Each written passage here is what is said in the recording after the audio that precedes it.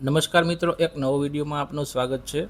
આજે આપણે વાત કરશું કે ધોરણ 10નું અત્યારે હમણાં જ પરિણામ આવેલ છે।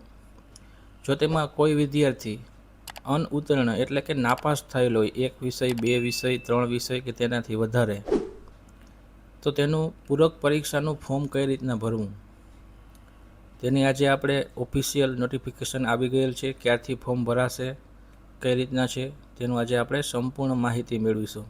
ચાલો આપણે વિડીયોની શરૂઆત કરીએ। સૌથી પહેલાં તમારે GSEBeservice.com વેબસાઇટ ઉપર જવાનું છે।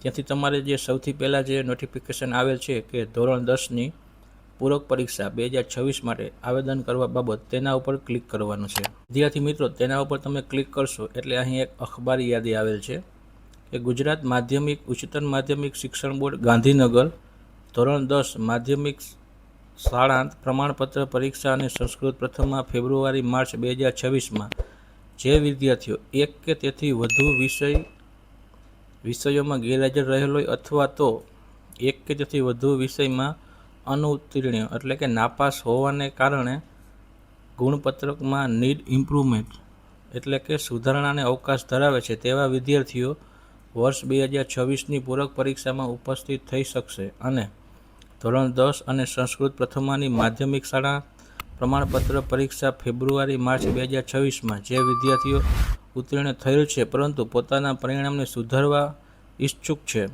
તેવા વિદ્યાર્થીઓ પણ ધોરણ 10 અને સંસ્કૃત પ્રથમની માધ્યમિક શાળા પ્રમાણપત્ર પરીક્ષા પૂરક પરીક્ષામાં ઉપસ્થિત થઈ શકશે।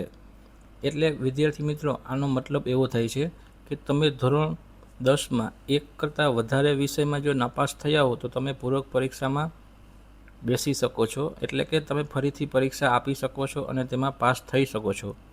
અને કોઈ વિદ્યાર્થી એવો હોય કે બધા વિષયમાં પાસ થઈ ગયેલ છે, એટલે કે ધોરણ 10 પાસ થયેલ છે, પણ તેમાં તેમને એવું લાગતું હોય કે મારે પણ બીજી વખત પરીક્ષા આપવી છે અને મારું પરિણામ સુધારવું છે, તો તે પણ બધા જ વિષયમાં ફરીથી પરીક્ષા આપી શકે છે।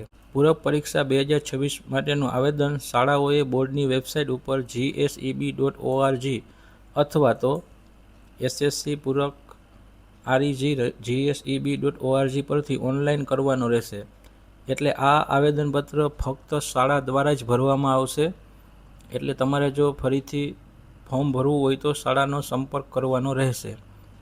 આવેદન કરવાની પ્રક્રિયા તથા ફી ભરવાની પ્રક્રિયા શાળા ફક્ત ઓનલાઈન માધ્યમથી જ કરવાની રહેશે।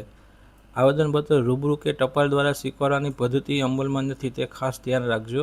એટલે તમારે શાળાનો સંપર્ક કરી અને ત્યાંથી જ આવેદનપત્ર કરવાનું રહેશે। પૂરક પરીક્ષા માટેનું આવેદન 8/5/26 થી 15/5/2026 એટલે કે 8 તારીખે તે ફોર્મ ભરાવાના ચાલુ થશે અને 15/5/2026ના રોજ પૂર્ણ થશે। પૂરક પરીક્ષા માટેનું આવેદન તારીખ 8/5/2026 થી 15/5/2026ના સાંજના 17 કલાક સુધી ઓનલાઈન ભરી શકાશે। જો મિત્રો તમે ધોરણ 10માં નાપાસ થયા છો તો તમારે ફરીથી જો ફોર્મ ભરવું હોય પૂરક પરીક્ષા માટેનું તો તમે ફોર્મ ભરી શકો છો। તો તમે તમારી શાળાનો સંપર્ક કરજો।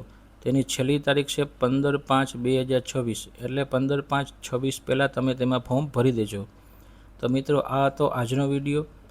આ વિડીયો તમે તમારા મિત્રને પણ મોકલો, જેથી તેને જો ફોર્મ ભરવું હોય તો તે પણ ભરી શકે। આભાર મિત્રો।